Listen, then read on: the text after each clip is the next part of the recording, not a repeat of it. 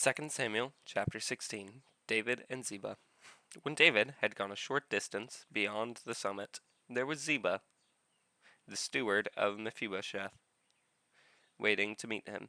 He had a string of donkeys saddled and loaded with 200 loaves of bread, 100 cakes of raisins, 100 cakes of figs, and a skin of wine. The king asked Ziba, "Why have you brought these?" Ziba answered, "The donkeys are for the king's household to ride on, the bread and fruit are for the men to eat, and the wine is to refresh those who become exhausted in the wilderness." The king then asked, "Where is your master's grandson?"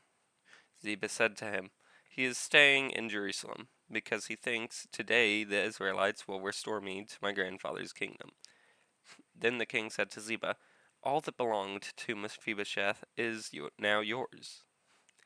"I humbly bow," Ziba said. "May I find favor in your eyes, my lord the king." As King David approached Bahurim, a man from the same clan as Saul's family came out from there. His name was Shimei, son of Gera, and he cursed as he came out. He pelted David and all the king's officials with stones. Though all the troops and the special guard were on David's right and left, as he cursed, Shimei said, get out, you murderer, you scoundrel.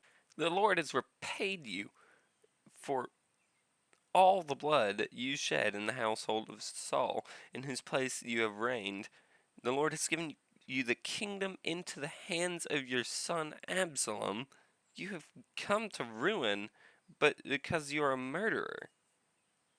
Then Abishai, son of Zeruiah, said to the king, "Why should this dead dog curse my lord the king?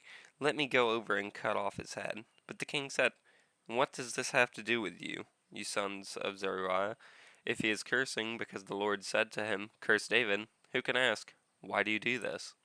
David then said to Abishai and all his officials, "My son, my own flesh and blood, is trying to kill me.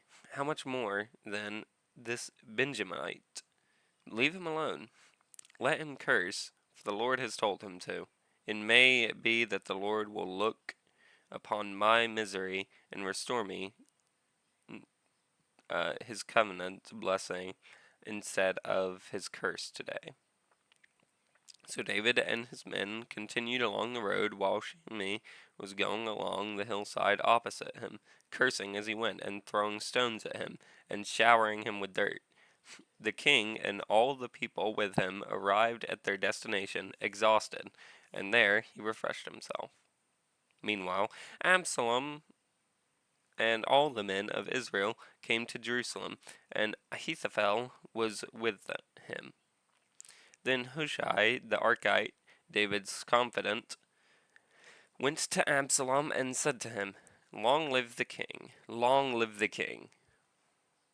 Absalom said to Hushai, "So this is the love you show your friend? If he's your friend, why don't you go with him?" Hushai said to Absalom, "No, the chosen by the Lord, no, the one chosen by the Lord, by these people, and by all the men of Israel, his I will be, and I will remain with him. Furthermore, whom should I serve? Should I not serve the Son? Just as I served your father, so I will serve you." Absalom said to Ahithophel, "Give us your advice. What should we do?" Ahithophel answered, "Sleep with your father's concubines, whom he left to take care of the palace. Then all Israel will hear that you have made yourself obnoxious to your father, and the hands of everyone with you will be more resolute." So they pitched a tent for Absalom on the roof, and he slept with his father's concubines in the sight of all Israel. Now, in those days, the advice Ahithophel gave was like that of one who inquires of God. That was how both David and Absalom regarded all of Ahithophel's advice.